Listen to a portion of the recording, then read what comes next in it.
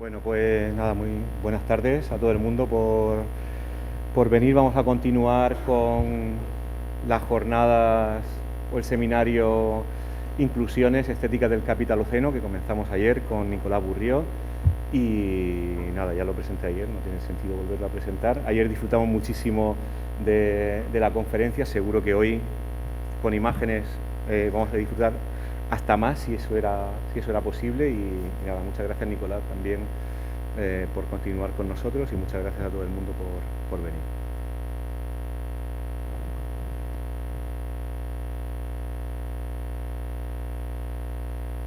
Es mejor con un...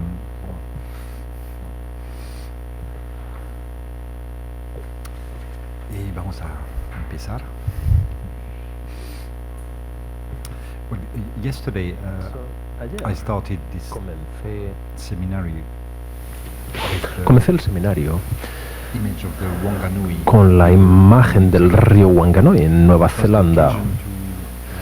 Talk about Era una ocasión, una oportunidad de hablar de la manera tan específica en la que las personas occidentales hemos dividido el mundo entre cultura y naturaleza, ¿no? Los sujetos de naturaleza y de cultura. Y bueno, quiero relationship between art hablar hoy de la relación entre el arte y la antropología a través de esta división tan específica que nosotros, los occidentales, hacemos entre el sujeto y el objeto.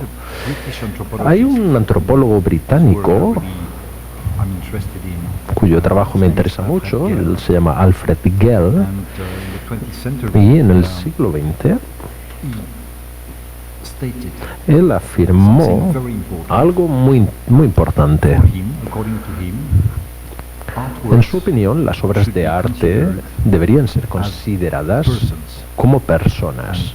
It's not possible for an anthropologist Y no es posible para un antropólogo ser coherente con la visión de los pueblos que él estudia si este antropólogo no considera a las obras de arte como seres en sí mismas, obviously totally foreign lo cual es algo absolutamente traditions. ajeno a nuestra manera de ver las cosas. Voy a citar a Alfred Gell. He said the immediate Él dice, other el otro inmediato en una relación social no tiene por qué ser otro ser humano. La representación social puede ser ejercida en relación a cosas y la representación social puede ser ejercida por cosas y por animales también. Ocurre que las personas forman lo que son evidentemente son relaciones sociales con cosas. Vamos a comentar esto.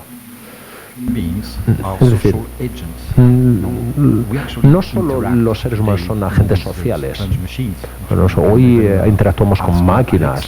Podemos pedirle a Alexia que encienda las luces de la habitación, por ejemplo, ¿no?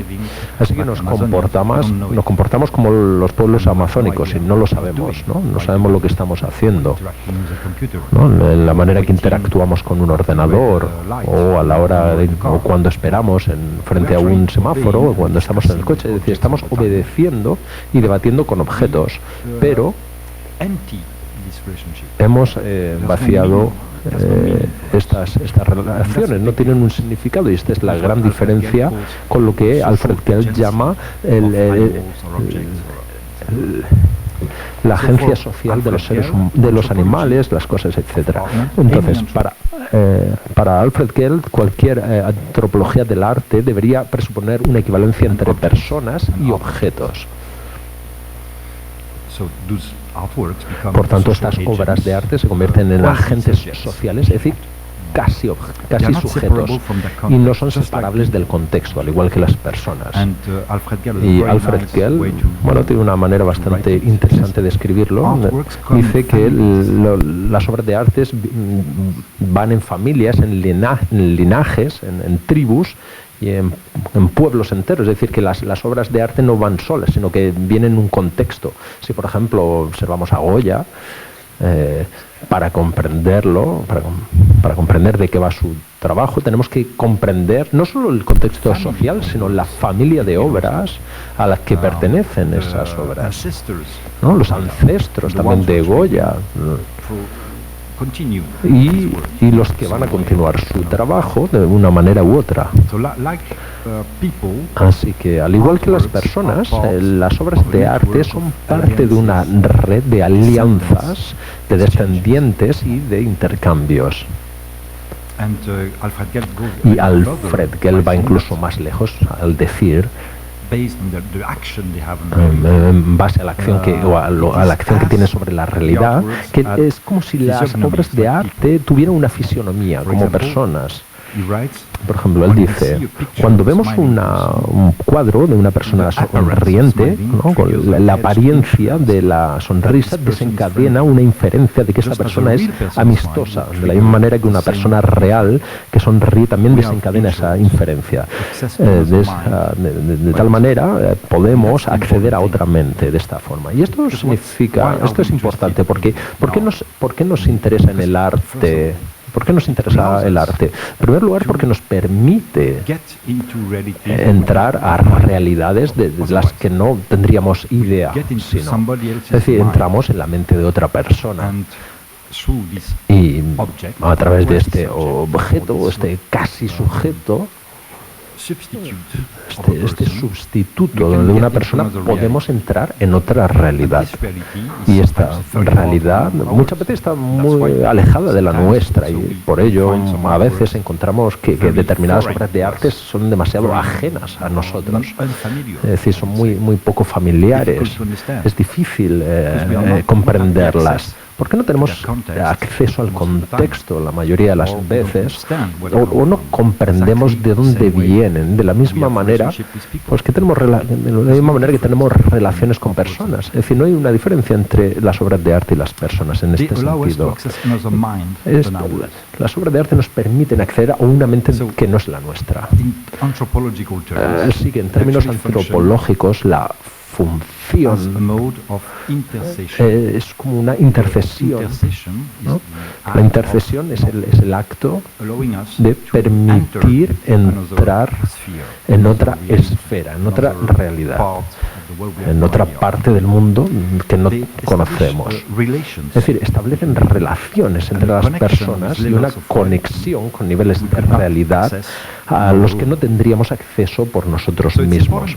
Por eso es importante comprender, y bueno, tal vez lo más importante en en este discurso, que estos objetos, estas representaciones son sustancias. Para mí son más sustancias que objetos realmente, y sustancias con las que los seres humanos tienen relaciones complejas. Hay un sociólogo británico, Arjun Appadurai, de origen indio, que habla de la vida social de las cosas. Y de hecho, esta idea es más fuerte todavía hoy en día con la aparición de lo que se llama, o se ha dado en llamar, el Internet de los objetos. Es decir, que los objetos a través de la tecnología se han interconectado entre ellos, es decir, que interaccionen entre ellos. ¿No? Es como que hay algo casi animista, ¿no? en este sentido, ¿no? Algo como de brujería, ¿no? Y que es parte de la vida diaria, de la misma manera que cuando hablamos con Siri, ¿no? En nuestro móvil.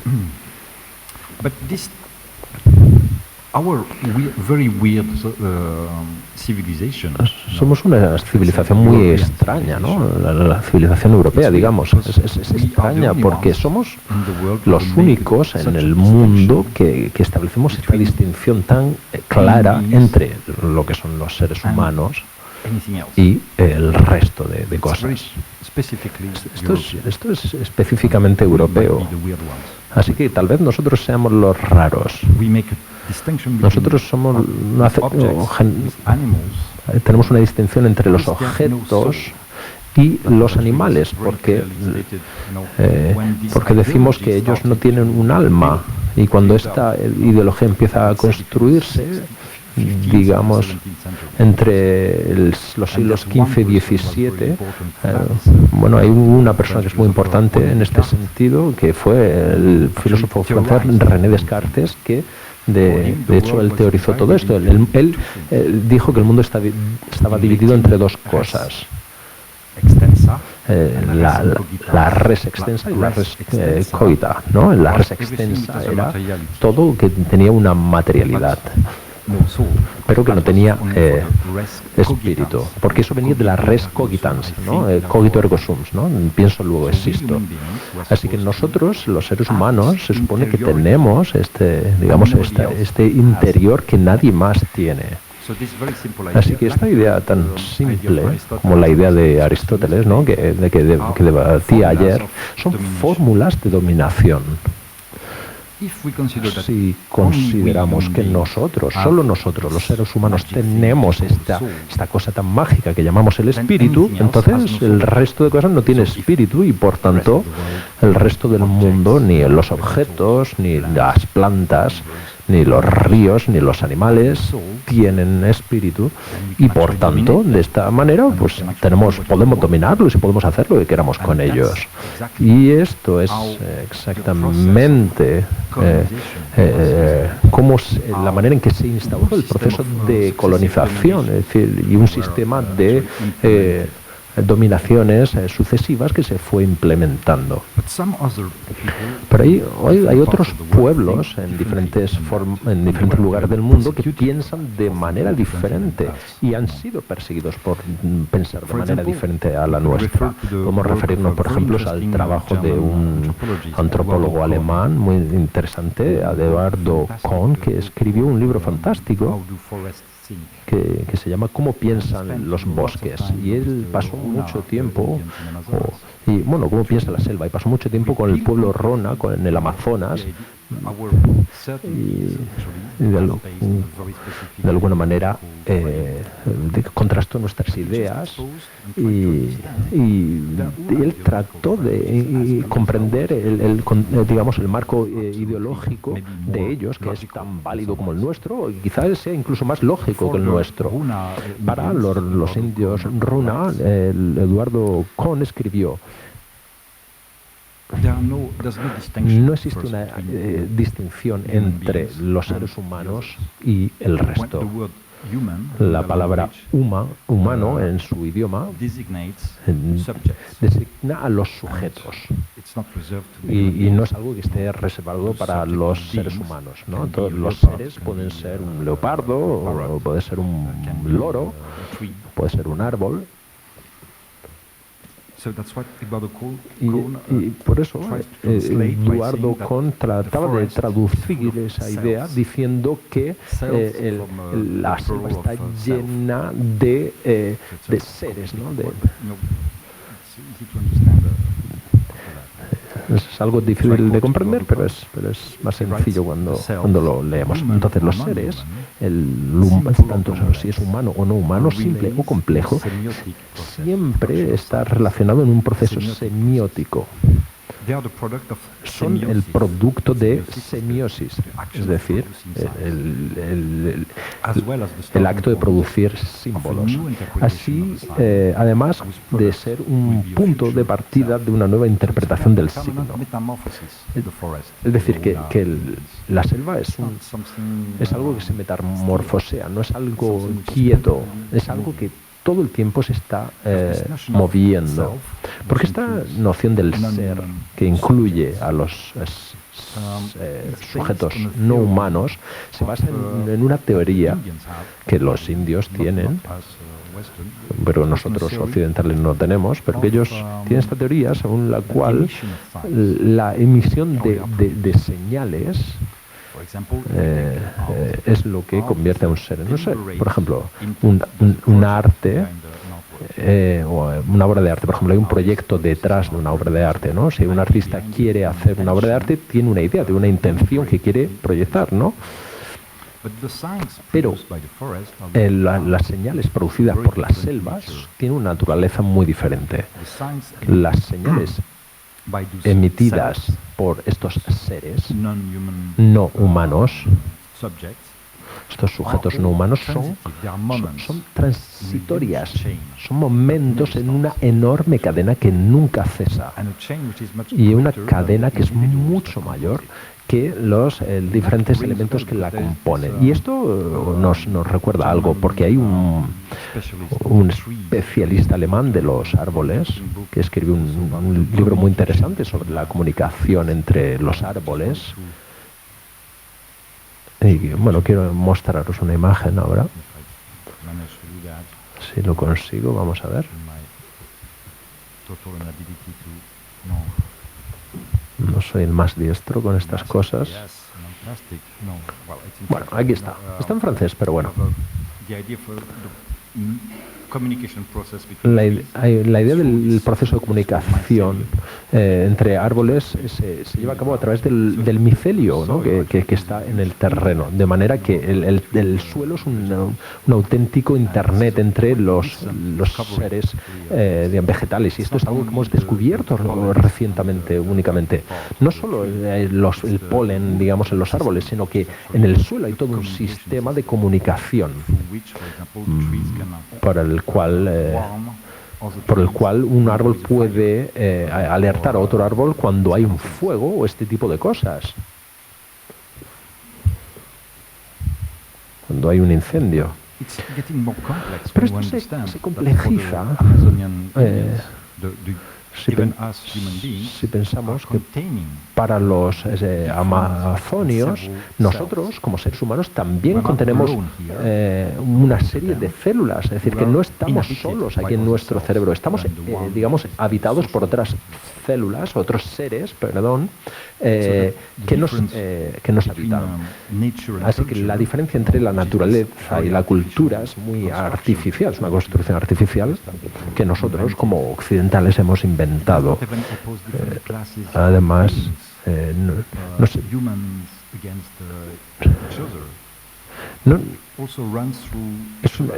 una ideología que también la tenemos incorporada. Y hay una idea muy importante en esta manera de pensar de los pueblos amazónicos, y que fue comentada por otro antropólogo, Eduardo Viveros de Castro, de Brasil. Él desarrolla la idea del perspectivismo. ¿Qué? ¿El perspectivismo qué es? Bueno, sería la comprensión o la idea de que todos los seres tienen una perspectiva diferente al resto de seres. Y por eso Eduardo Viveros de Castro define la antropología como un ejercicio permanente de descolonización de nosotros mismos, porque nosotros mismos también estamos colonizados por nuestra propia manera de pensar. Y la antropología es una ciencia muy interesante, especialmente en los últimos 30 años,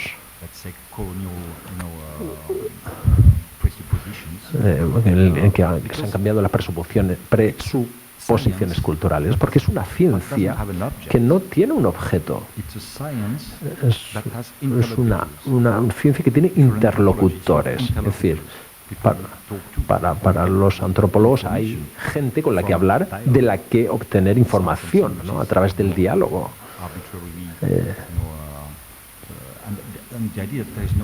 La idea de que no hay un objeto también es una idea fascinante. Y este es un punto que tiene en común con el trabajo del artista, es decir, que no hay un objeto en el arte, de la misma manera que no lo hay en el trabajo del antropólogo. Lo único que hay son seres con las ideas con las que el artista entra en diálogo. Así que el perspectivismo, de acuerdo a Eduardo Viveros de Castro, también sus libros, de que la diferencia entre el humano y el no humano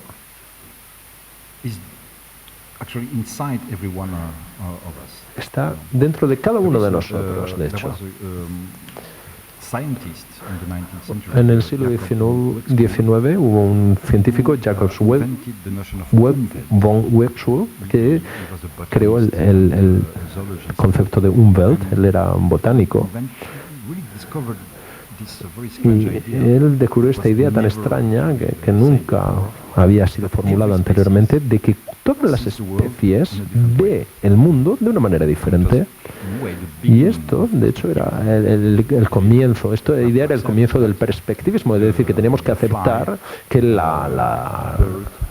pájaro o la mosca ve el mundo y aprehende el mundo desde sus propias capacidades físicas, que no son las mismas, obviamente, que las de un león o un mono. Y esto pues también se puede aplicar a los seres humanos, ya que después de, ante todo somos todos diferentes. Ayer hablamos de Pierre Ric, de una exposición en la Galería Serpentín hace un par de años, y la exposición se llamaba Umwelt, en el mismo nombre.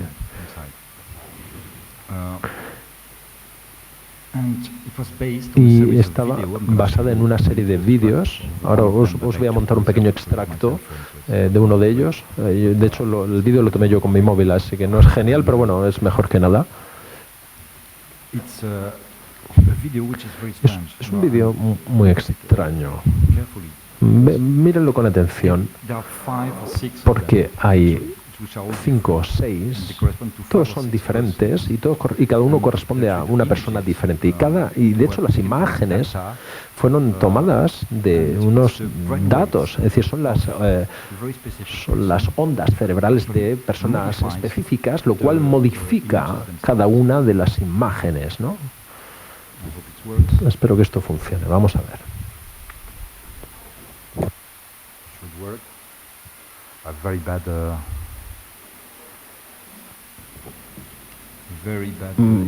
Bueno, es una imagen muy mala, la verdad, lo siento. Voy a parar eso porque... Pero es que la verdad no he podido encontrar una imagen en internet, lo siento. Pero Pierre Ric lo que estaba tratando de traducir era la idea de Jacob von Wechsel y traducirla a nuestro, digamos, entorno humano. Y eso era una idea revolucionaria. La idea de que cada uno de nosotros somos una especie, ¿no? en nosotros mismos, nosotras mismas, y que nuestras capacidades físicas, la manera en que nuestros cuerpos y nuestros sistemas sensibles, los sensitorios, nos convierten en personas absoluta o completamente diferentes los unos de los otros. Y el arte puede ser, de acuerdo a Pierre Ric, quizá un espacio en el que todas estas visiones pueden reconciliarse o al menos pueden comunicarse entre ellas.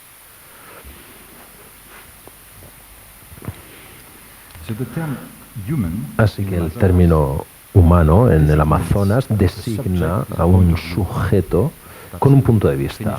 Esa es la definición que podemos tomar de los idiomas antiguos del Amazonas. Es decir, sea cual sea el sujeto, con esto no se aplica a una especie en particular, y esto quiero enfatizarlo, esta es la diferencia con nuestra visión del mundo.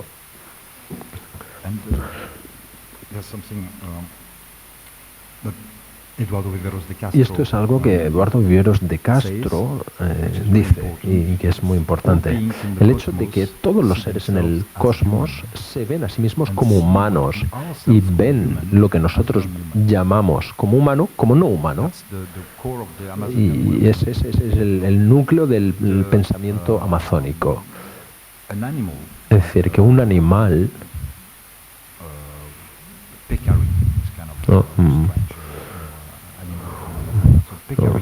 digamos un oso hormiguero, por ejemplo, se ve a sí mismo como humano y nos ve a nosotros como animales, como un poco extraño, que estamos un poco fuera de su, digamos, de su ámbito. Y esto lo podemos encontrar en todas las mitologías de Sudamérica.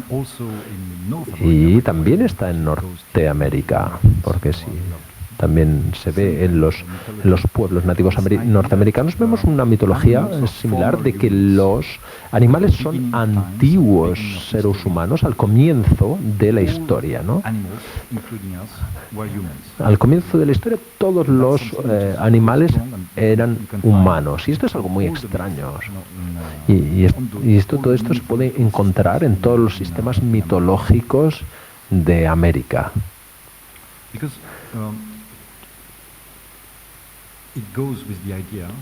Y esto tiene que ver con la idea de que esta palabra humano, que no está reservada a nosotros, es una sustancia que no es fija, sino que viaja.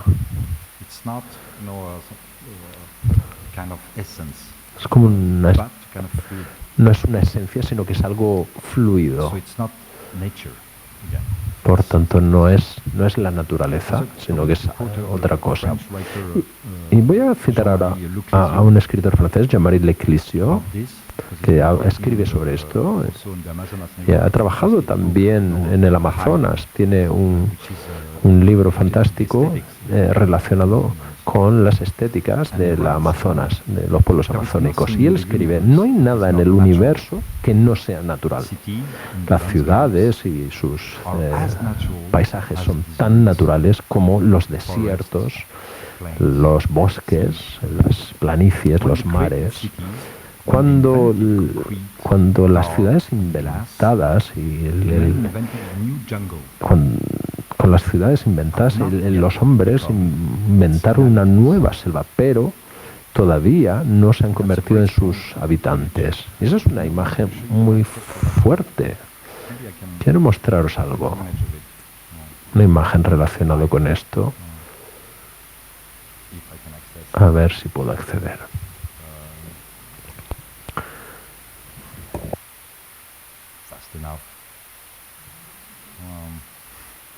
A ver si puedo ir un poco rápido.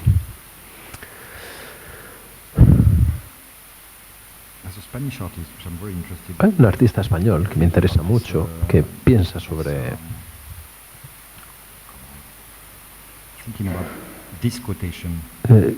pensando en esta cita, me viene a la mente este artista.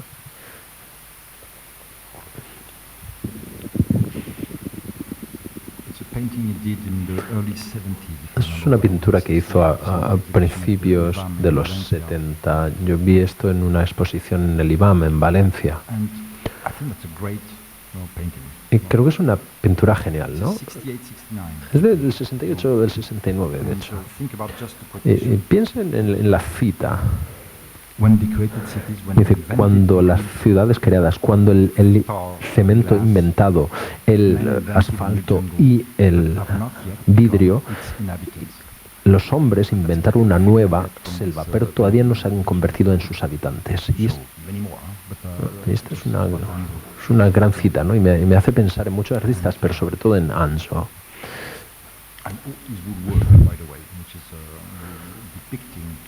Su trabajo muestra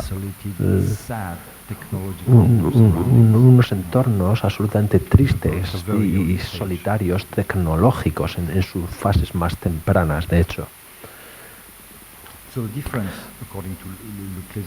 Así que la diferencia, de acuerdo a Clesio, la diferencia entre nosotros occidentales y los Yanomami o los pueblos amazónicos es que ellos viven de manera integral en sus ecosistemas, mientras que nosotros no.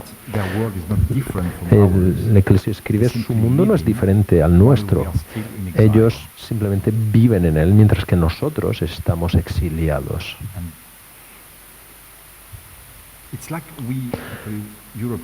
Es como si nosotros, los europeos, hubiéramos inventado una selva que no tiene un afuera, that has no interlocutors. que no tiene interlocutores. So we are reduced to this, what I Es call decir, the nos self-colonization. vemos reducidos a tener que autocolonizarnos y a la imposibilidad de llegar a nada que haya fuera de nosotros. Without a cosmos. Es decir, eso es como si no tuviéramos un cosmos, y esto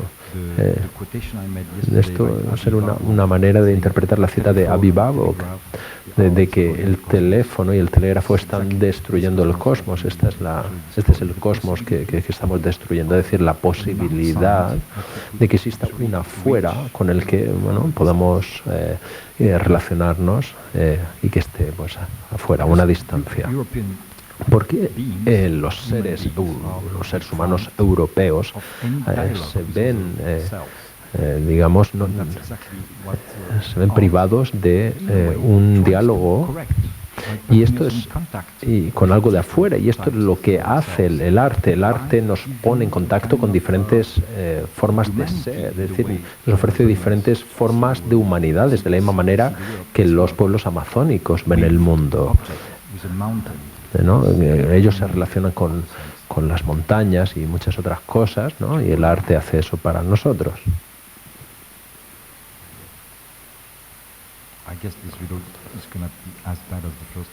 Este vídeo creo que va a ser tan malo como el anterior, pero bueno, voy a mostrarlo no obstante. Es una obra de Jantas de Andrade, un artista brasileño. Y voy a explicar lo que vemos aquí. Es un vídeo de 10 minutos. Lo filmó en el norte de Brasil. Y es un pescador que acaba de pescar uno de esos seres, como el que ven en la imagen. Y después de haberlo pescado, después de pescarlos, de hecho, les hablan o les cantan al pescado, porque matar a un ser, sea cual sea ese ser, es algo muy serio para ellos. Esto está muy lejos de nuestra forma de pensamiento, por cierto. Ellos lo toman muy en serio, así que tienen que acompañar al pescado o lo que sea que cazan, y le cantan porque cada uno de esos seres es un ser valioso y preciado.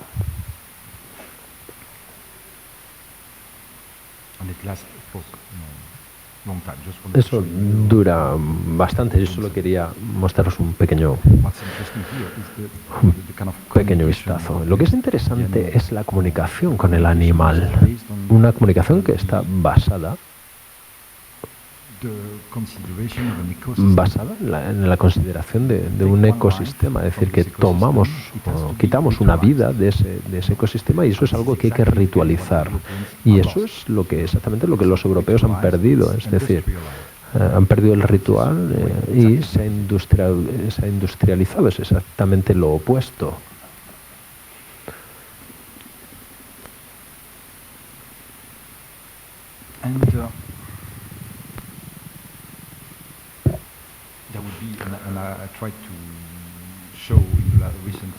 En los últimos años he tratado de mostrar que hay muchos artistas que han intentado entrar en contacto con estas nuevas formas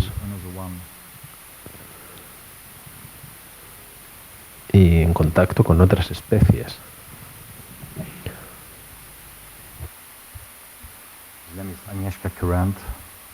Esta es Agnieszka Kurant.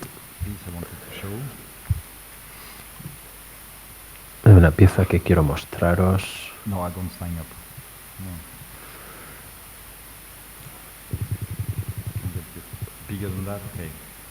Bueno, esto es una serie de esculturas que han sido construidas, de hecho, por termitas. Agnieszka Kurant hizo con termitas exactamente lo que las grandes empresas y corporaciones hacen con las fábricas deslocalizadas.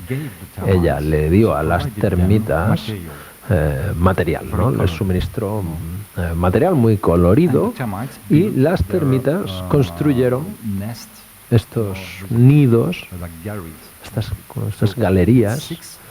Entonces son como 6 comunidades diferentes de termitas, y cada una de ellas tiene un estilo diferente, y pueden verlo de hecho de manera muy clara, sobre todo cuando se ven el interior. Hay moldes del interior, y pueden ver que como algunas de estas comunidades de termitas son muy estilísticas, tipo Le Corbusier, y otras son muy barrocas, ¿no? Todas son diferentes, no hay ninguna que se parezca a otra. Y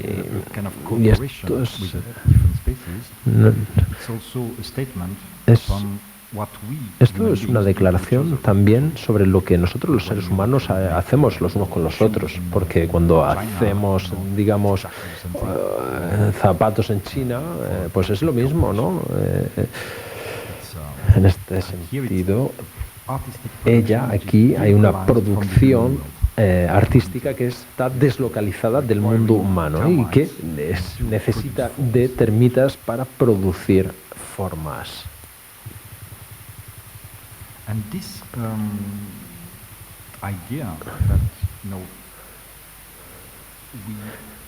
Y esta idea de que nosotros no somos no somos únicamente seres pensantes, de la manera que lo pensaba Descartes, está cambiando la manera en que los artistas imaginan el mundo. Y estos artistas ahora viven en un mundo que es más grande que ellos. Esto es algo de lo que hablamos ayer, y una cosa muy importante que comprender para comprender lo que ocurre hoy en día en el arte. Yo lo resumiría de manera muy sencilla. No estamos ya frente al mundo, sino que estamos dentro del mundo, estamos sumergidos en el mismo.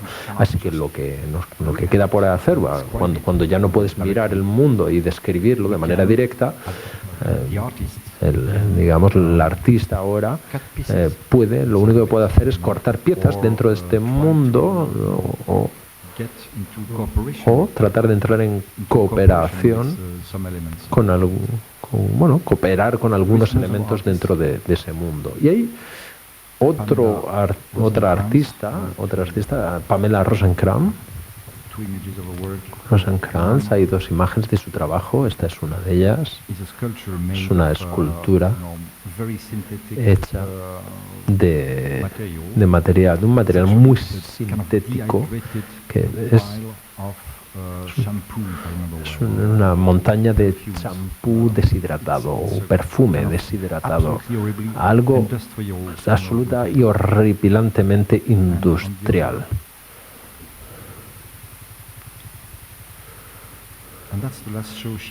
Y este es el último show que hizo en Austria este año, esta serpiente que ven. Es como un robot serpiente, y esta serpiente está diseñada para recoger y recabar todos los movimientos de todos los visitantes, toda la información sobre el espacio también, por ejemplo, condiciones del espacio, si hay vientos, la temperatura. Y es decir, que es una serpiente que recaba muchos datos y circula entre los visitantes en la exposición. Esto es interesante porque, digamos, vincula este animal mitológico, como es la serpiente. La serpiente, por ejemplo, en la tradición Hopi, de la que hablamos ayer, la serpiente está relacionada o se asimila al trueno, ¿no? Y al relámpago. La forma de la serpiente tiene que ver con los relámpagos y el cosmos, ¿no? Y cuando los relámpagos golpean. Y así que nos encontramos a un animal antiguo, mitológico, conectado con la idea de recoger información, es decir, sobre nosotros seres humanos. Es decir, absolutamente lo contrario del uso tradicional, ¿no? en las tradiciones antiguas, el veneno de la serpiente se utilizaba para alcanzar estados de conciencia alterados, ¿no? Es decir, algunas personas se dejaban morder por serpientes para entrar en una especie de trance.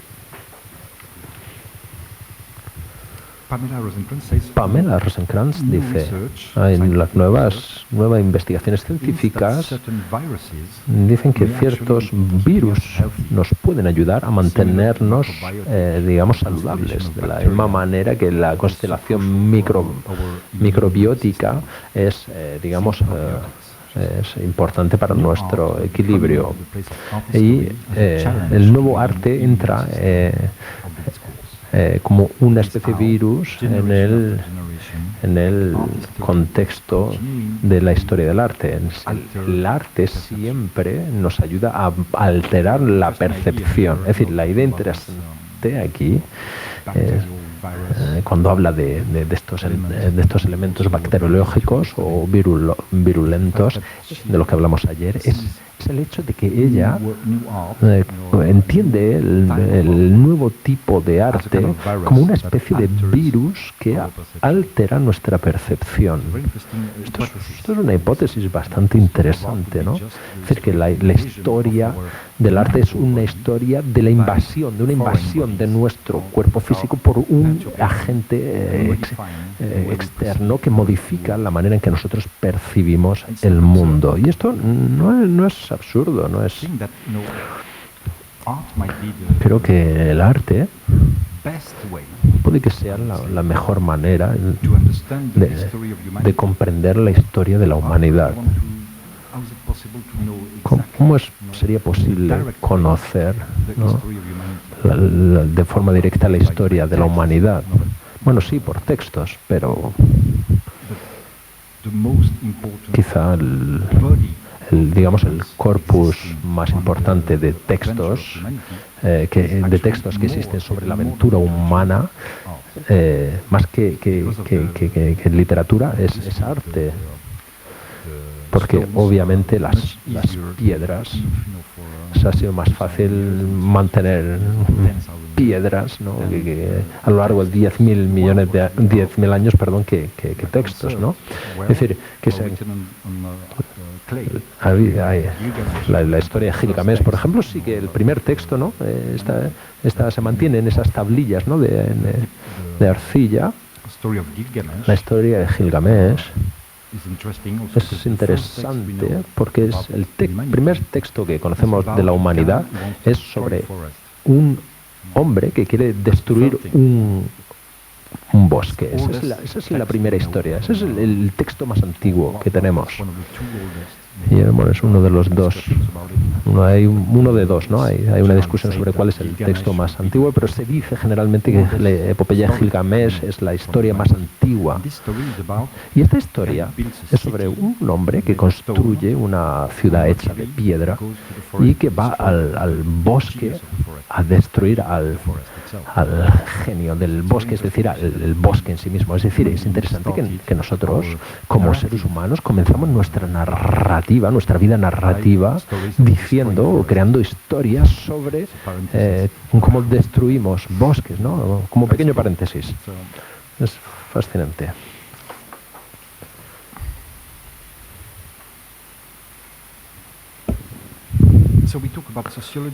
Entonces, hablamos de sociología. Me gustaría aludir a un concepto bastante central en mi último libro, Inclusiones, que viene de la Melanesia, y el concepto es el mana.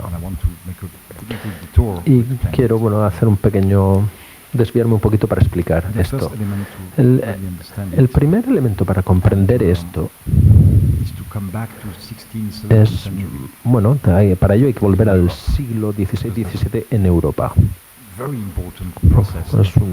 Entonces se lleva a cabo un proceso muy importante en esa época, y Foucault habla sobre esto en su libro de la historia de la locura, y Silvio Federici también habla sobre esto, sobre Caliban on the Witch, que es su libro más reciente. Hablan sobre este proceso, el mismo proceso.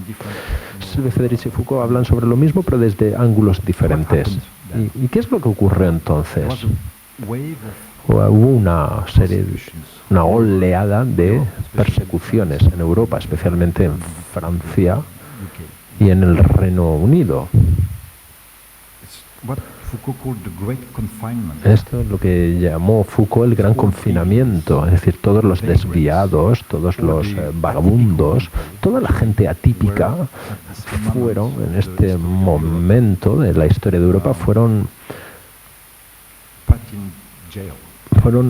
puestos en prisión o en instituciones como hospitales, etcétera, instituciones que los separaron de la buena sociedad, por así decirlo.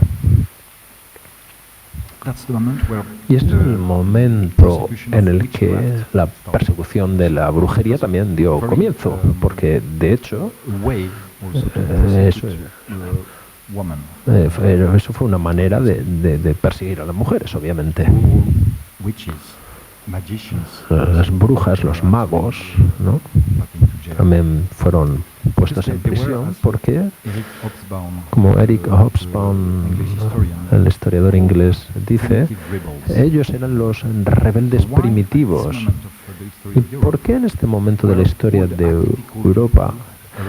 ¿Por qué se arrestó a todas las personas extrañas de Europa? ¿Por qué ocurrió esto? Pues es porque es un momento en el que la economía pasa por un proceso de purificación. En Inglaterra es el momento en el que ya los campesinos ya dejan de ser libres y se convierten en empleados de los señores feudales. Es decir, que la economía se convirtió en algo racional, entre comillas. Una purificación del trabajo. Veamos que se redujo a su esencia abstracta. La esencia abstracta, como ya sabemos, es el dinero. Entonces, ¿qué se purificó? Dos cosas. En primer lugar, el trabajo de la naturaleza. Tenemos que saber que los bosques filtran el agua que nosotros bebemos. Las abejas son las que polinizan los cultivos. Las bacterias permiten la fermentación, etcétera, etcétera. Es decir, hay trabajadores naturales, ¿no?, que nos rodean todo el tiempo, por así decir. Así que, digamos, esto fue aniquilado porque este es el momento en el que los europeos realizan esta división tan clara entre lo que tiene y lo que no tiene alma. Y la consecuencia de esto, esta racionalización del proceso laboral, del trabajo, fue también la separación entre el trabajo y las tareas domésticas.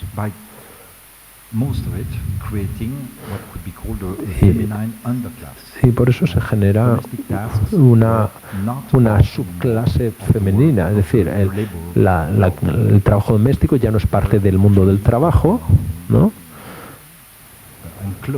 y queda encapsulado en una zona no económica, lo cual no tiene nada que ver con el dinero.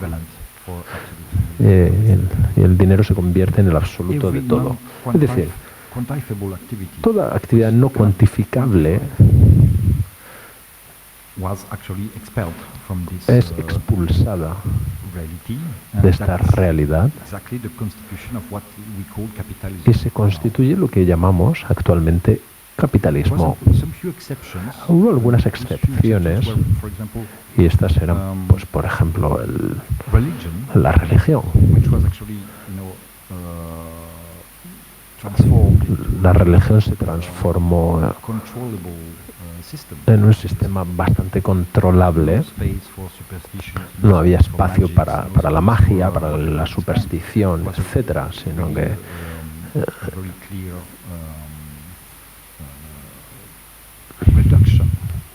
se redujo todo lo que era espiritual a, digamos, la iglesia oficial en toda Europa.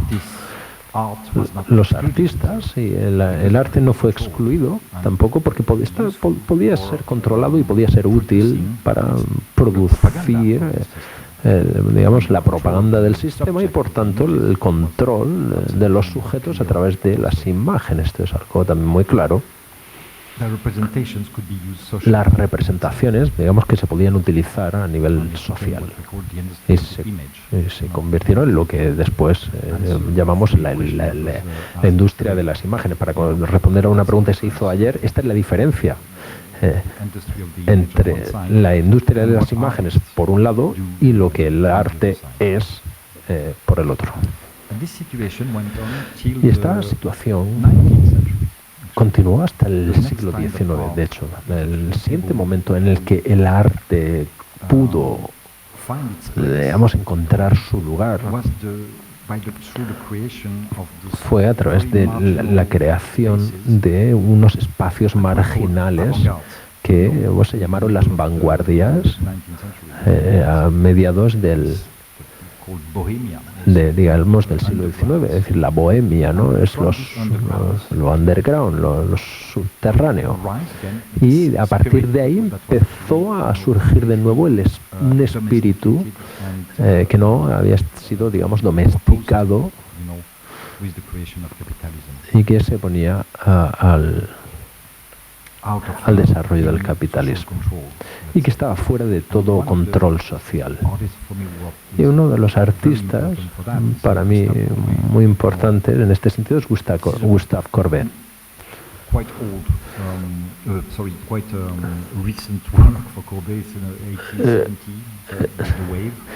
Este es de 1817, La Ola.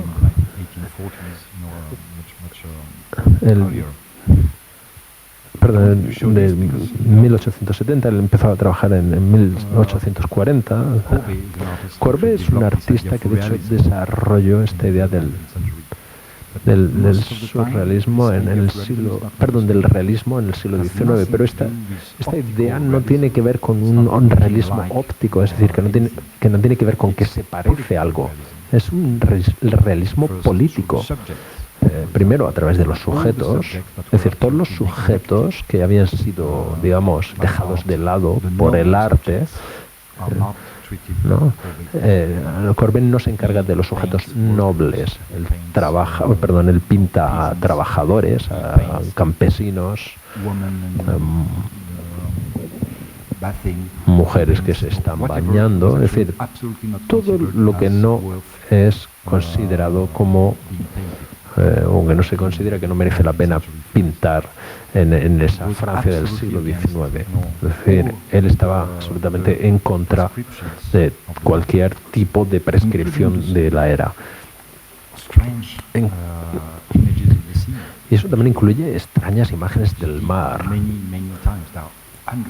Hay cientos de pinturas de olas que realizó Courbet. Y lo que es interesante es que es un artista que emerge con el invento al mismo tiempo que emerge la fotografía en los años 40 del siglo XIX, y es importante comprender la idea o lo que significa el realismo con la aparición de la fotografía. Lo que ocurre en ese momento es que la pintura empieza a entrar en competición con este nuevo medio que es mucho más realista, por supuesto, y lo que Courbet llama el realismo es el realismo de la pintura. Es decir, aquí se ve lo que se ve es la materialidad de la pintura. Es decir, es algo muy grueso, un trazo muy grueso, es algo que la fotografía no puede hacer. Es decir, hay una puesta en escena de lo material, de la materia. Esto es muy importante para Courbet y su realismo está basado en esto. En primer lugar, el valor político de sus sujetos y por otro lado el valor material de la pintura. Es decir, son imágenes producidas a través de materia y gesto y que no le preocupa de alguna manera el realismo óptico.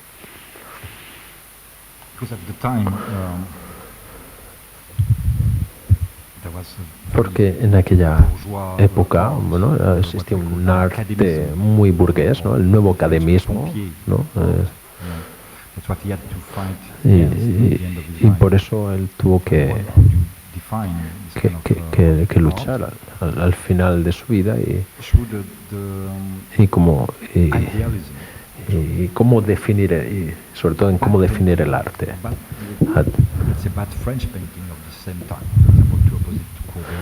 La pintura francesa del momento estaba basada en la idealización de la realidad, es decir, una evacuación de todo lo que molesta, ¿no? Se evacuaba, se quitaba de en medio cualquier representación que no supusiera una glorificación del sistema, y por tanto la oposición de Courbet es muy clara. Importante ver, es interesante ver 10 imágenes de Carolus Duran y compararlas con 10 pinturas de Courbet. Además, creo que esta oposición existe a otro nivel. Las pinturas de entonces eran muy suaves, ¿no? Como si no hubiera materia, ¿no? Eso también es el idealismo y la idealización, la idea de que el gesto tiene que ser eliminado, ¿no? De que la materia debe ser eliminada.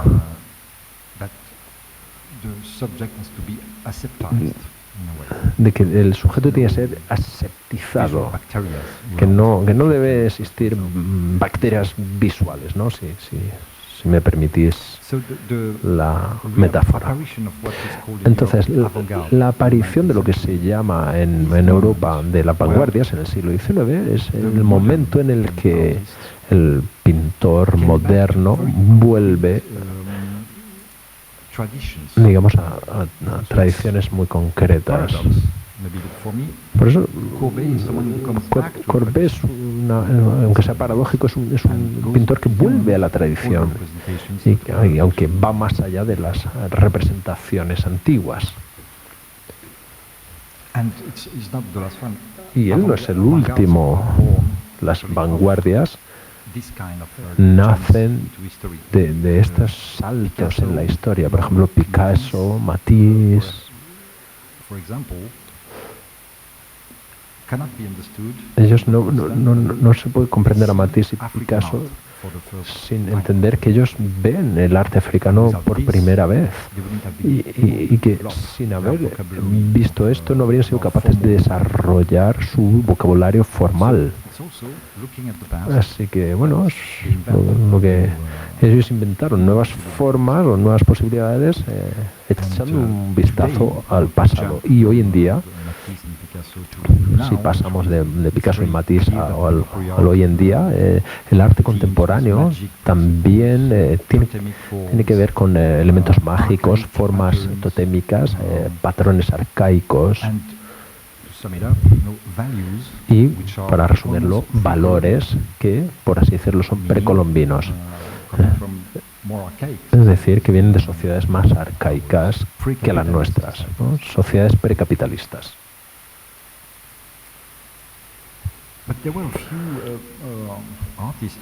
Pero hubo unos cuantos artistas que de alguna manera pudieron prefigurarse esto. Voy a, de hecho, a citar a alguien que probablemente no os esperaríais en este debate, que es Marcel Duchamp. O sea, se le considera, sobre todo, como alguien que inventó el arte conceptual, ¿no? Alguien muy árido, muy conceptual, muy cerebral.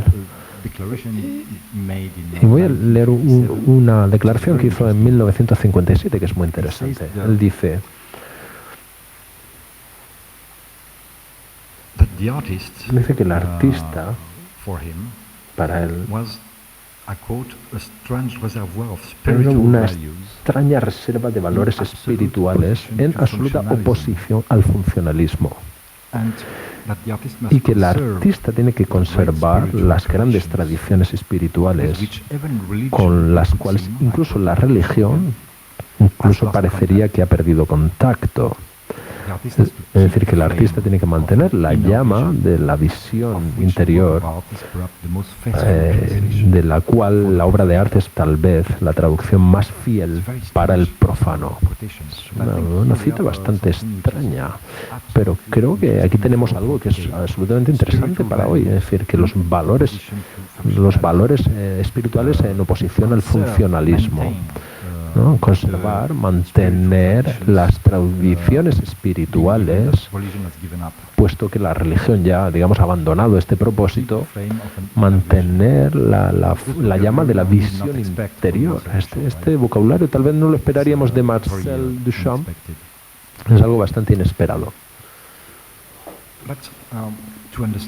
Pero para comprender esto, creo que tenemos que volver a 1902 con un libro de Marcel Mauss, el antropólogo francés, que se llama Una teoría general de la magia.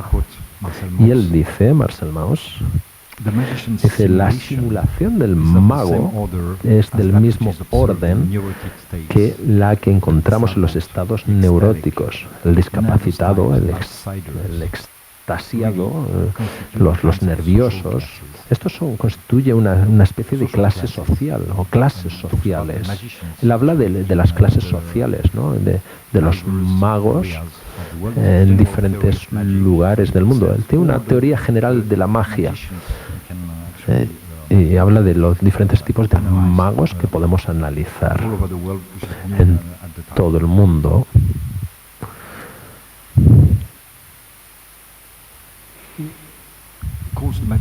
Él llama a los magos como una clase social. Son una clase social los magos. Y esto es interesante. Porque Mauss nos recuerda de que los outsiders y los magos habían sido víctimas de este confinamiento del que he hablado antes y del que describe Michel Foucault, ¿no? Este gran confinamiento. De la misma manera que los locos, los desviados sexuales, las brujas y las mujeres en general. Es decir, este episodio histórico que es crucial para entender la historia europea. Pero es verdad que hay algo, y este sería mi idea final, un paralelismo real entre los magos, los chamanes y los artistas.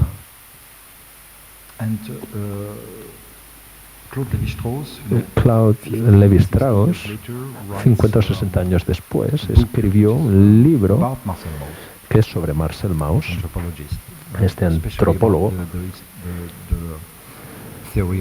y sobre todo sobre esta teoría de los magos. Y bueno, él dice, formula una pregunta. Dice, ¿según qué criterios, pregunta Lévi-Strauss, según qué criterios deberíamos tratar a individuos que pueden utilizar todas sus capacidades físicas y mentales en su vida real y que de vez en cuando muestran formas de comportamiento extraordinarias? Aquí Lévi-Strauss habla del chamán, del mago. Tratemos de pensar en tratemos de mirar esta imagen. En 1917, Marcel Duchamp envía este objeto a una exposición en Nueva York diciendo, esto es arte. Y ahora piensen en esta última frase. Dice, ¿por qué criterios?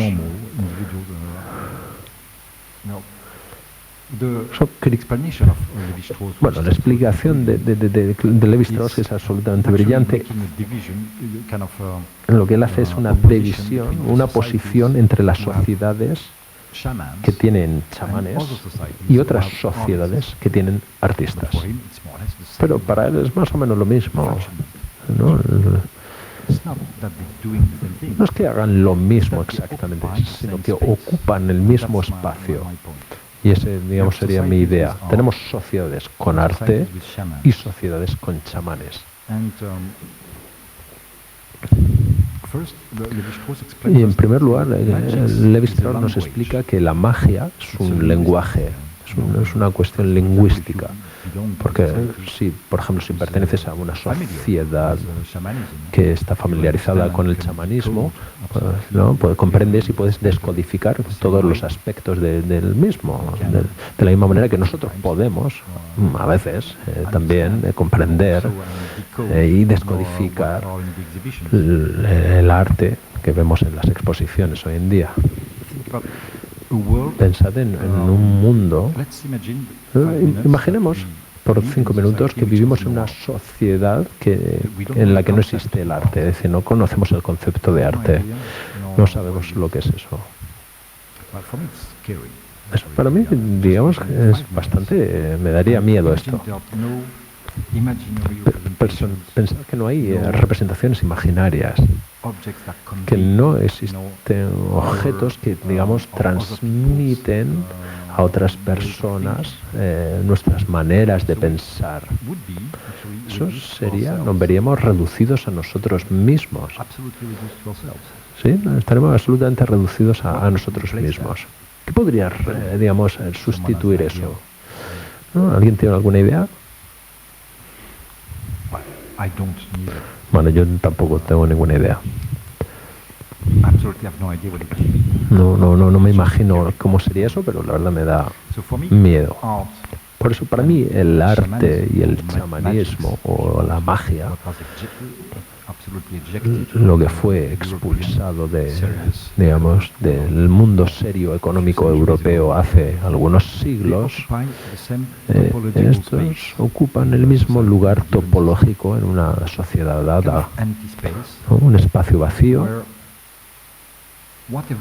en el que todo lo que no comprendemos sobre nuestras vidas, sobre el cosmos, sobre los demás, sobre la cultura, sobre lo que quieran, ahí es donde, digamos, es donde se resoluciona. Bueno, no se soluciona exactamente, donde existe, digamos, es el espacio en nuestra sociedad donde todas estas preguntas pueden existir.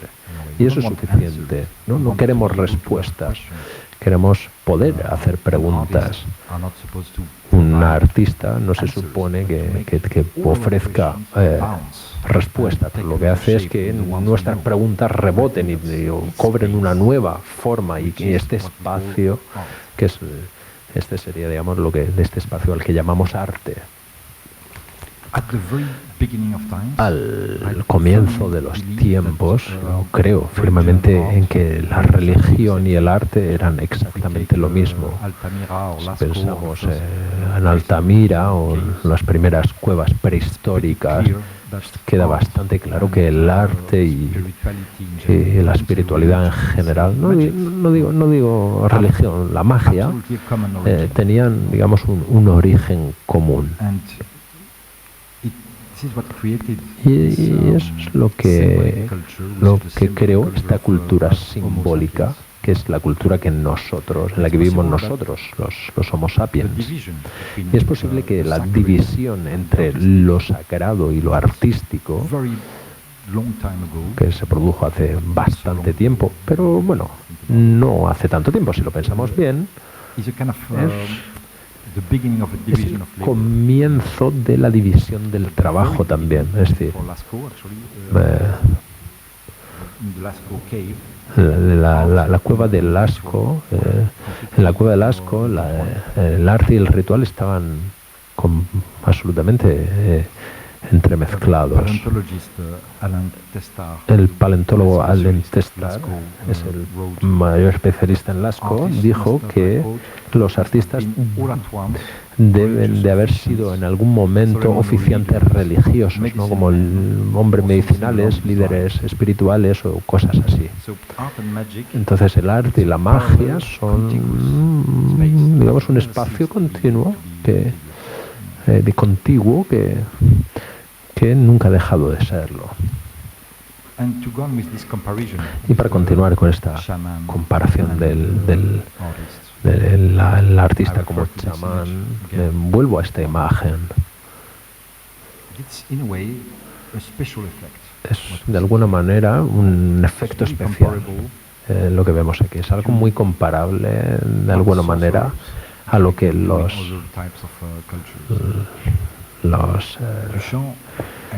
brujos hacen en otras culturas. El artista aquí ve un objeto ordinario y cambia la perspectiva, ¿no? Es decir, que este objeto es arte, dice él. Es decir, que lo que dice es que tenemos que mirar de manera distinta, tenemos que cambiar la perspectiva. Yo he estado investigando lo que los brujos y brujas hacen en una tribu de Nuevo México, y ellos, por ejemplo, lo que hacen es designar una pluma muy sencilla. Y dicen que esta pluma tiene unos poderes tremendos, y tienes que mirarla de manera diferente, porque el chamán ha sido el que ha dicho que esta pluma contiene todos esos enormes poderes. Es decir, él dice que es un objeto poderoso. Así que la comparación creo que es bastante clara, ¿no? A nivel... Estamos hablando de una, digamos, comparación topológica. Yo, por supuesto, no digo que el artista sea un chamán o que el chamán sea un artista, sino que ocupan el mismo lugar. Esto sería lo más importante.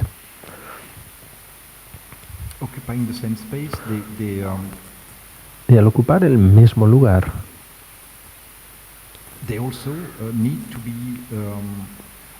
también necesitan ser acompañados por un consenso social. Es decir, no hay un poder mágico si el grupo social no cree en esa magia. Es decir, que no existe el arte tampoco si el grupo social no cree en él. Si miramos una pintura de Velázquez, si eso, por ejemplo, lo ponemos en un sótano y en un jardín, ¿sería también una obra de arte? No, sería simplemente una materia, ¿no? Es nuestro ojo el que hace que las cosas existan.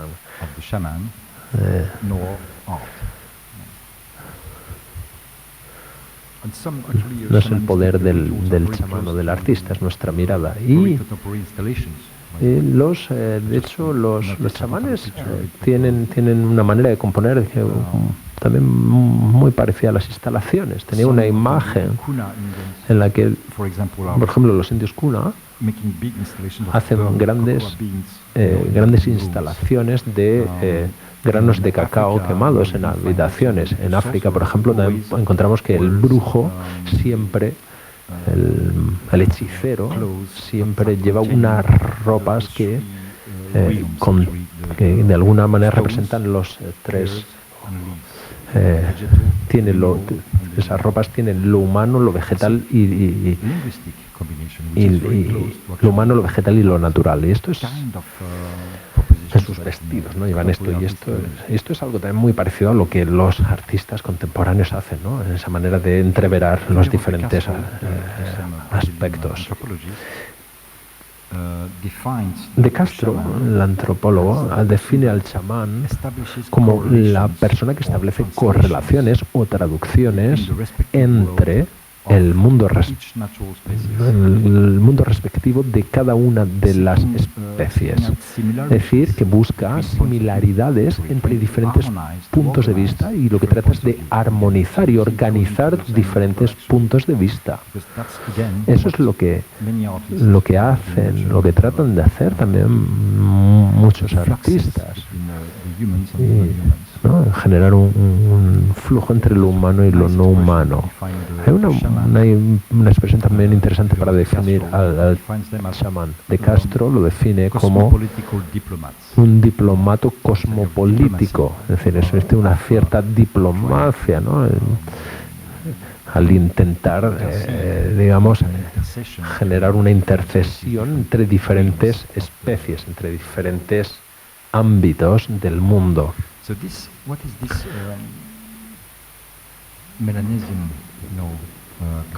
Así que este concepto del que estaba hablando desde el comienzo,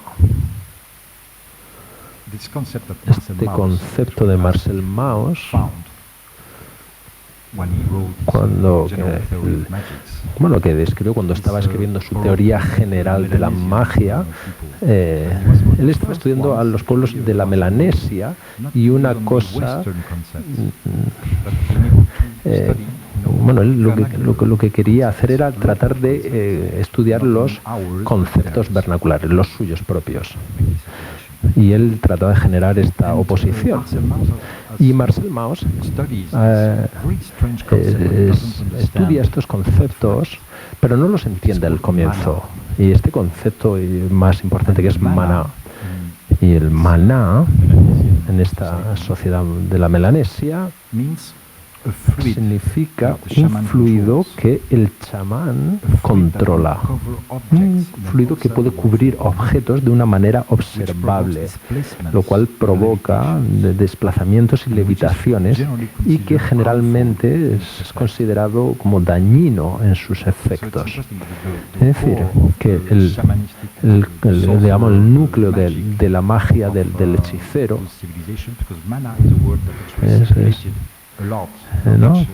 que es este maná, y que es algo que que circula más allá de las sociedades melanesias. Es decir, este fluido no es ningún objeto, no es un ritual, no es una creencia en particular. No, es algo que cubre esos objetos. Es un fluido. Es algo que provoca desplazamientos. Es decir, que un mismo objeto puede ser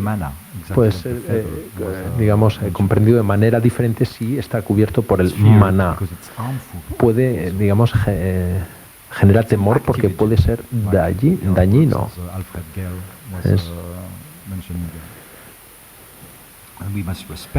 Tenemos que respetarlo también y al mismo tiempo mantenernos a una cierta distancia de él.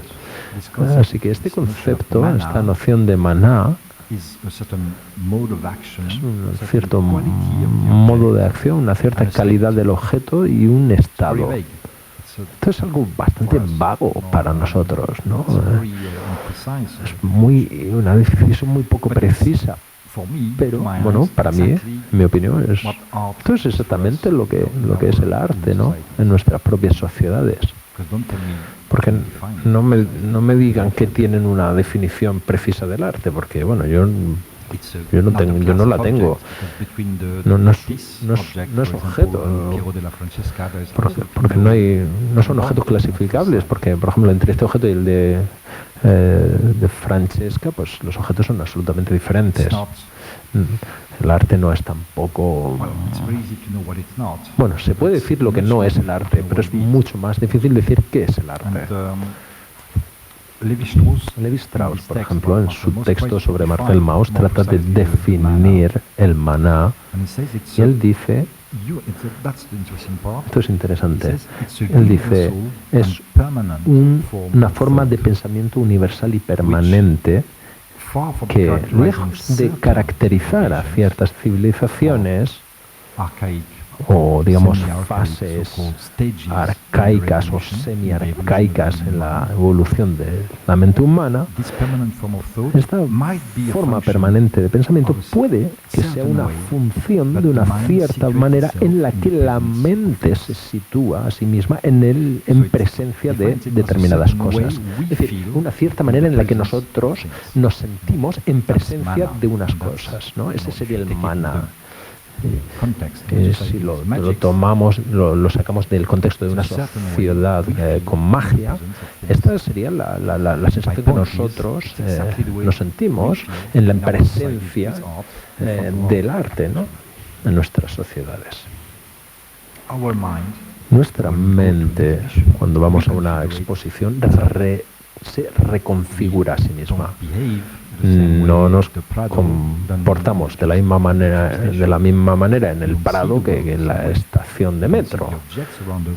No vemos las cosas a nuestro alrededor de la misma manera, no las miramos de la misma manera. Es un momento en el que estamos en presencia de nuestro maná, que es literalmente el arte.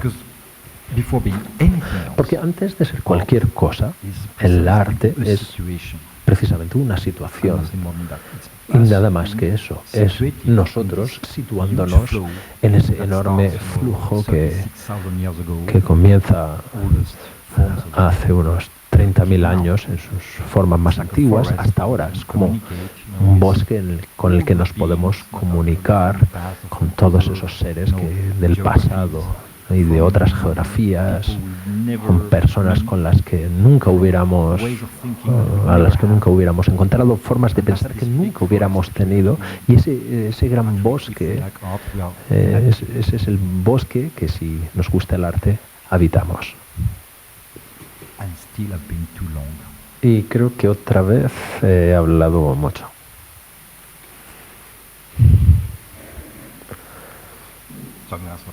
Así que bueno, os lo voy a dejar aquí. Same time than yesterday, actually. Es la misma hora que de ayer, ¿no? A las 9 menos 10.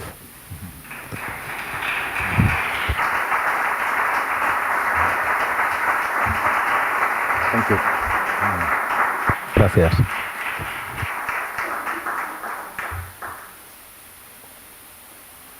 Pues muchísimas gracias, Nicolás, por la charla, y es tiempo ahora de preguntas, comentarios. No sé si tenemos el micro. Vale.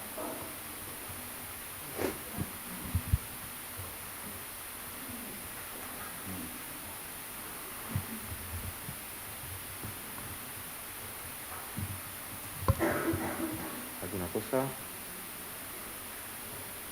Bueno, fue un poquito dense, ¿cómo se dice? ¿Denso? Denso, sí. Bueno, mientras... bueno. Hola, voy a tratar de ser breve.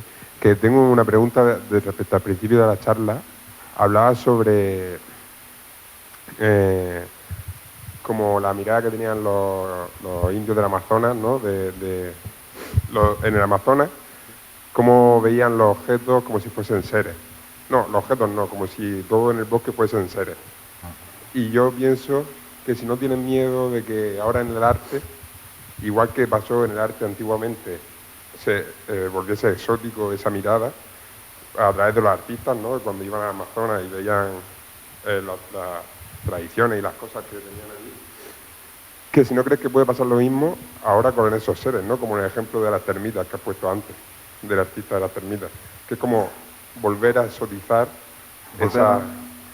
Volver a hacer exótica la visión que podemos tener mediante el arte de esos seres o de esas realidades no humanas. No estoy seguro si he entendido todo, pero es la idea de un objeto como un ser, actualmente. Sí, lo que me refiero es, antiguamente los artistas iban a un lugar y rescataban tradiciones y rescataban como... Sí, pero ¿dónde? ¿En qué civilización? por Hay ejemplo, muchas al versiones Amazonas, de esto. o cuando iban a la hay India muchos y- contextos también muy diferentes, muy diversos. Sí, pero lo mismo, o sea, yo que intento hacer extrapolar como esa visión que tenían los artistas de voy a un sitio, me parece fascinante y me lo traigo a mi contexto y lo expongo. Que no sé si puede volver a pasar eso, pero a otra escala, ¿no? Como hablabas de la escala humana, entonces ahora no sé si se entiende. Sí, como el peligro del exotismo Eso. ante la naturaleza, ante los seres no humanos.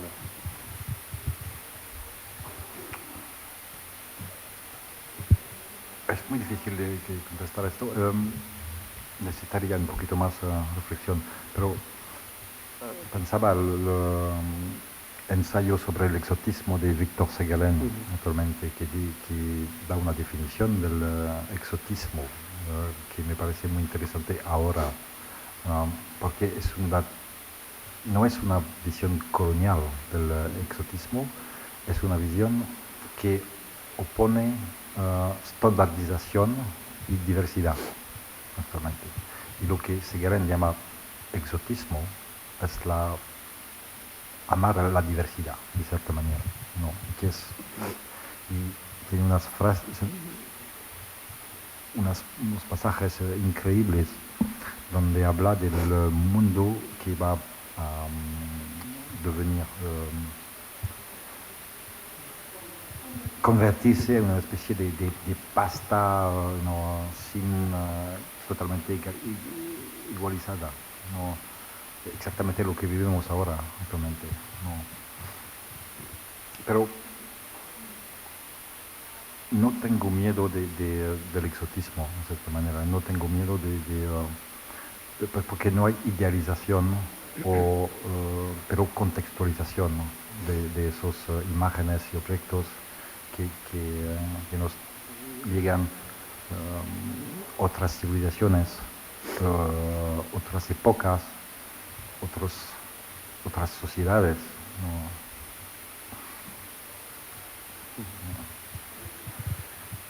Yo, en una línea parecida un poco, porque es algo que conforme hablabas, sí que me preguntaba, y tiene que ver algo con la pregunta, con lo que comentaba, cuando uno piensa en el artista como chamán, en el artista contemporáneo como chamán, creyendo en la magia, creyendo en esa especie de energía del mana, en la función del artista como pues, creador de ese espacio mágico. Lo que quería preguntarte, porque no lo tengo claro tampoco en tu visión de estas nuevas formas de arte, es cuál es la relación con la creencia. ¿En qué sentido? Ninguna. No, porque claro, el artista cree o performa esa relación, es decir, la relación como fetichista, que supuestamente cuando veíamos el artista con el pez. La misma manera que crees, supongo, en la democracia, por ejemplo. Es exactamente lo mismo. Que es una creencia performativa. No es creer todos creemos cosas, ¿no? Y cosas que son positivas. No es necesario de creer en Dios y no es una cuestión de espiritualidad en esta significación. Es sobre la idea que cada sociedad está basada sobre creencias, ¿no? Pero pueden ser muy banal, ¿no? Pueden ser muy sencillas, pueden ser muy cotidianas, de cierta manera. Eso es el punto de comparación. Entonces, porque no digo que el artista es un chamán, digo que ocupen el mismo lugar en la topología de una sociedad dada. No, porque me hacía pensar un poco en la idea que tiene Gayatri Spivak, por ejemplo, del esencialismo, ¿no? Cuando ella dice, por supuesto, ya no creemos en la esencia, pero estratégicamente puede servir para jugar un lugar, para servir una estrategia, ¿no? Entonces me preguntaba un poco en qué medida pues, ese ocupar el espacio del chamán también puede ser una magia, como performar estratégicamente esa magia, sin necesidad de creer de esa manera, pero sabiendo que estratégicamente eso funciona. Es la significación, la verdadera significación de la palabra de Marcel Duchamp, que he leído, ¿no? Porque es exactamente esto, pienso. Es la idea de una especie de espiritualidad estratégica, ¿no? Para mantener valores ¿no? que son suyos. Porque eso es lo que en última instancia al final elimina ese peligro del exotismo y si tú realmente lo que estás es trabajando estratégicamente una posición y no creyendo en ella de modo ciego, ¿no? Pienso que las actividades de los chamán son mucho más sencillas que pensemos, ¿no? Que son tan sencillas que las actividades de un artista hoy, ¿no? En Madrid o París o London, ¿no? ¿Qué quieres? Tenemos que de-exotizar nuestra mirada sobre ellos y ellas. Es lo que tenemos que hacer, pienso. hay una... Sí, podría que si desotizamos la mirada sobre ellos, encontramos que en verdad... De exotizar. Sí, o sea, como no exotizarla. También podemos encontrar que en verdad los chamanes obedecen a sistemas parecidos al arte, pero también en cuanto a linajes o corrientes o incluso lo mismo que no nos gusta del arte hoy en día, que puede tener que ver con la economía, en los chamanes también era muy parecido. O sea, al final el chamán era el hijo del antiguo chamán, como que cumplían un rol dentro de esas sociedades primitivas que obedecen mucho también a los artistas, ¿no? Entonces, como me ha gustado la visión positiva sobre eso, pero también creo que tiene muchas negativas que está bien señalar. Tengo también una visión muy inclusiva de lo que es arte desde el empezar de los tiempos, pienso. Y me parece más interesante hoy de ampliar la definición de arte, porque vivimos en un mundo donde se restrecha más y más. Tenemos que ampliar, ¿no? Sí, en eso estoy de acuerdo. Gracias.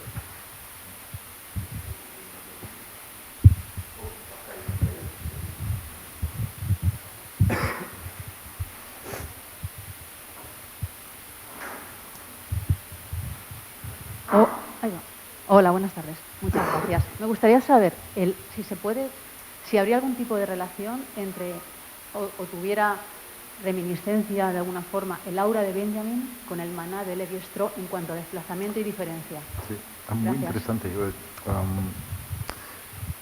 Lo que quería hacer ahora actualmente es escribir más hondamente sobre la cuestión del maná, del aura y del efecto Larsen de que he hablado ayer, ¿no? La cuestión de la distancia actualmente. Bueno, cuando hablo hoy del mágico, son actividades,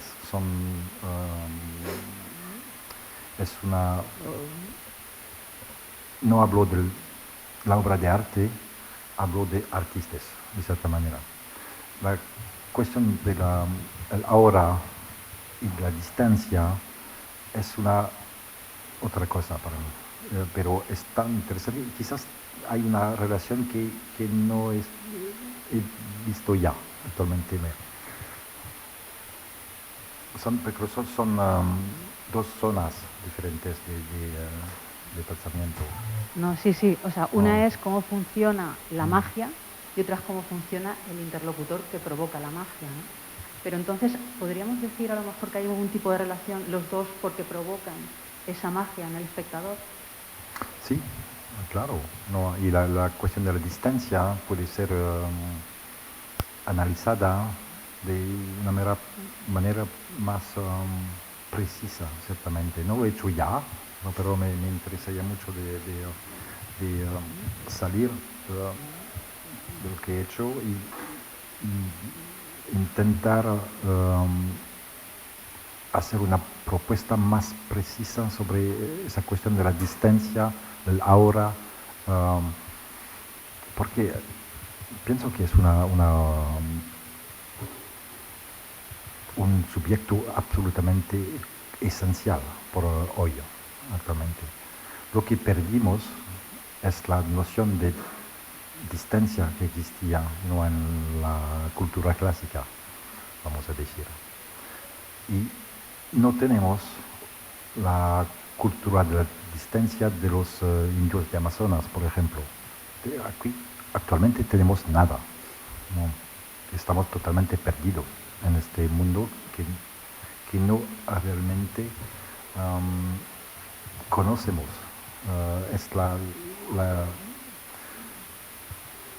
Hay un artista que me interesa mucho, pienso esto, es el belgo Panamarenko. No sé si usted conoce a Panamarenko. Ha pasado toda su existencia a intentar producir una máquina para volar, como un avión, ¿no? Y toda su obra son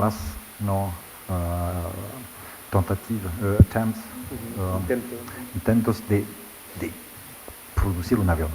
¿No? Lo que se puede pensar cuando ves Panamarenko, una obra de Panamarenko, es que no entendemos la realidad en la cual vivimos.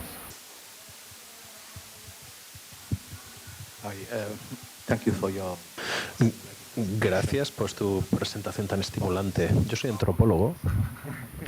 Sea fantástico. Y trabajo con el arte, con rituales, símbolos, lenguaje y mito.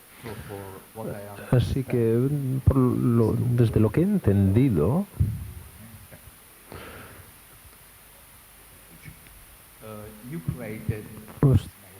usted ha creado, bueno, esta es mi interpretación, usted ha creado con este capitaloceno una especie de monstruo, lo cual es un símbolo, es una estética, es un mito y es una estética. Es decir, que el capitaloceno produce algo que está presente en nuestro espíritu ahora. Usted se preguntaba también sobre este tema de la distancia, así que tal vez puedo ofrecer una respuesta. Es la distancia entre la distancia entre el ser humano y el vacío, es decir, que este capitaloceno, que es su enemigo, presenta una ansiedad, es decir, y esto es esta emoción que todos vivimos desde que nacemos, es decir, que el arte tiene el papel de curar nuestra ansiedad.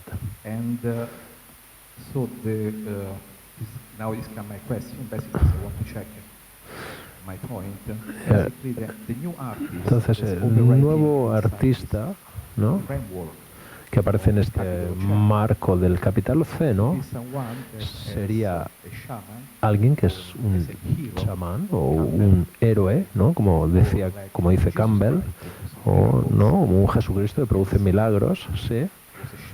¿No? Un chamán fue asesinado porque la Iglesia quería controlar también la magia. Entonces eso genera un nuevo fármakon. ¿Conoce usted el significado de la palabra fármakon del griego? ¿No? Entonces el nuevo trabajo del arte, o dentro de este marco del capitaloceno, es un fármaco para curar nuestra ansiedad. Usted puede decir si esto que acabo de decir es una mierda o no.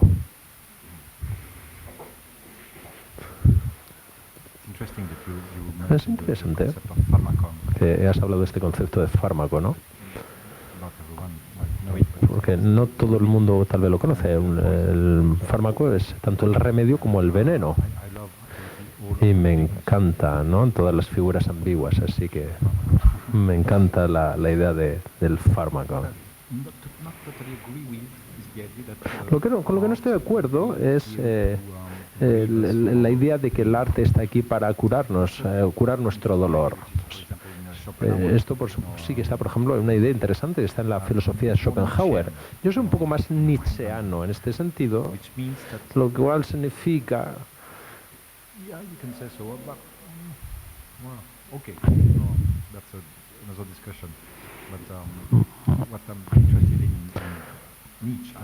Lo que me interesa de Nietzsche frente a Schopenhauer a este respecto es la idea de que en este sentido arte acompaña el flujo de la vida.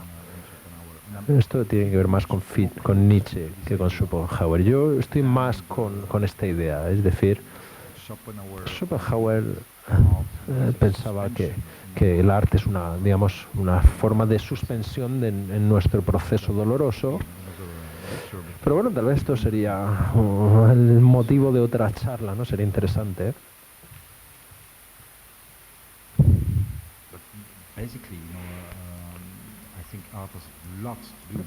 Pero creo que sí, que el arte tiene que ver mucho con el fármacon, ¿no? Estoy absolutamente de acuerdo con esto. Tiene la misma ambigüedad y la imposibilidad de ubicarlo en un lugar muy preciso. Por supuesto, hemos hablado de la idea de topología y cada sociedad contiene este tipo de espacios, pero no obstante, digamos, los fluidos y las sustancias es difícil aislarlas, ¿no? Por eso son ambiguas, ¿no? De la misma manera que el farmacón también lo es.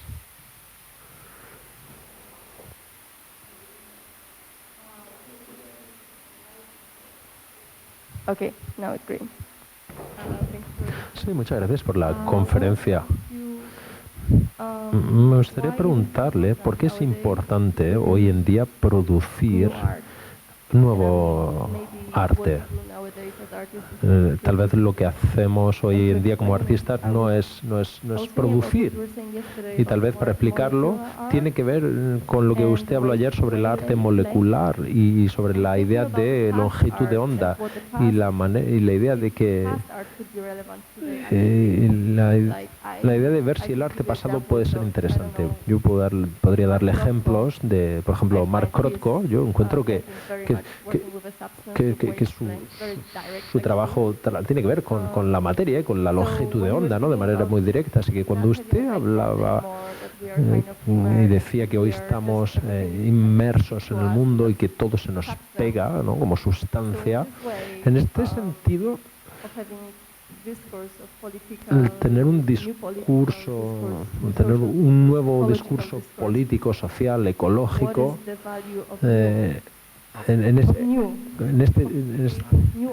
¿cuál sería el sentido de crear arte nuevo? Es decir, el arte que consumimos hoy en día, ¿cómo debería ser?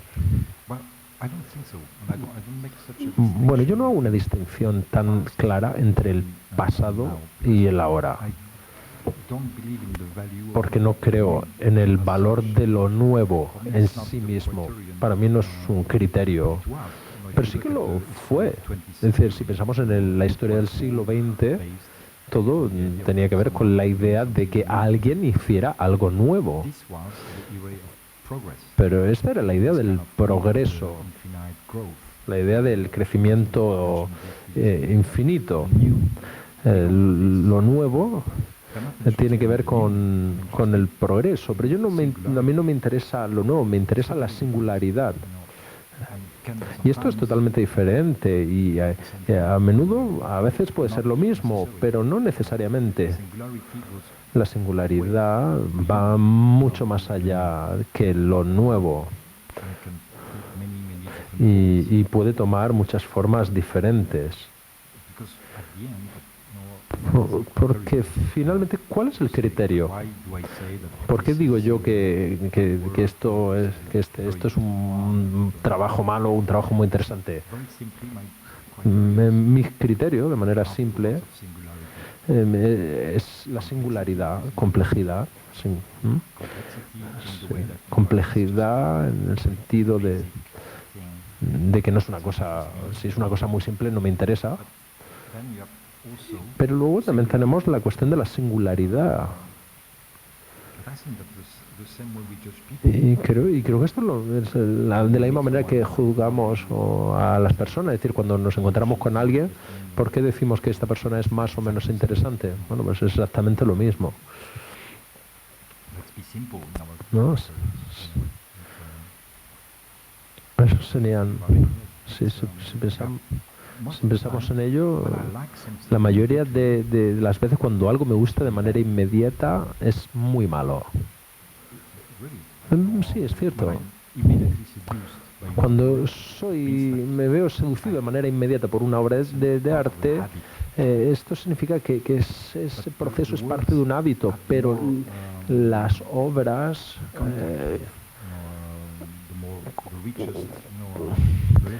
con las que tengo una relación más rica y mayor contacto son obras a menudo que no me gustaron al comienzo, ¿no? Bueno, me generó una sensación de incomodidad, ¿no? Al principio, ¿no? Quería admitirme a mí mismo esto o lo otro, ¿no? Entonces, por eso es muy importante que aceptemos ir más allá de nuestros primeros impulsos, ¿no? Lo mismo que con las personas, es exactamente lo mismo si lo pensamos.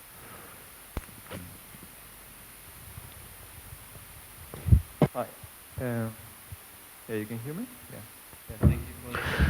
Sí, gracias por la conferencia.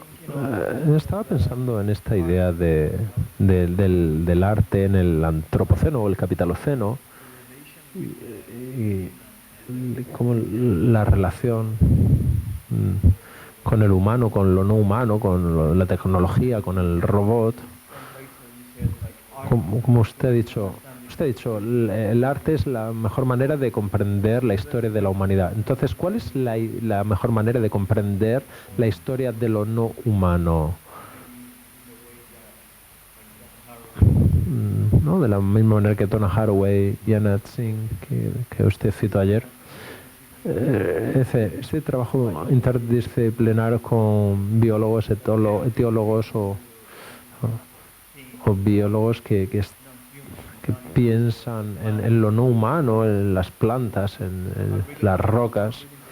A mí me interesa mucho esto que usted ha comentado sobre el trabajo de Eduardo Vivero de Castro, porque me gusta mucho su libro, el libro de Deborah Menosky, porque se centran en el perspectivismo y esta idea de que todos los seres vivos tienen un alma, pero el pensamiento occidental según el pensamiento occidental, solo los seres humanos tienen espíritu. Bueno, en definitiva, lo que yo quiero decir es, ¿qué tipo de arte nos ayuda a pensar sobre esta relación de lo humano y lo no humano? Porque algunas de las obras de arte que yo veo que se relacionan con el capitaloceno ponen al ser humano o al arte en el centro. Por ejemplo, en tu libro de estéticas relacionales, yo lo leí y me gustó mucho. Me gustó mucho la idea de que el autor es un catalizador del proceso. No el protagonista, sino el catalizador. Sí. Piensa en el trabajo de Agnieszka Koran, ¿no? Allí estaban los dos aspectos. Ella es la catalizadora de un proceso y al mismo tiempo ella se implica en un diálogo con termitas. Es decir, la pieza no está completa. Esa que mostrar no es completa, pero si ves el interior de esas construcciones de las termitas, no conozco la palabra técnica, pero bueno, esos hogares, es muy interesante ver los estilos arquitectónicos que cada uno de estos diferentes hogares tienen, ¿no? Y las formas y tal. Así que bueno, eso sería un ejemplo de eso. Pierre, que como decía yo ayer, también tiene esta colaboración muy profunda con las abejas. Sí, para mí este es un tema un poco espinoso, porque a veces algunas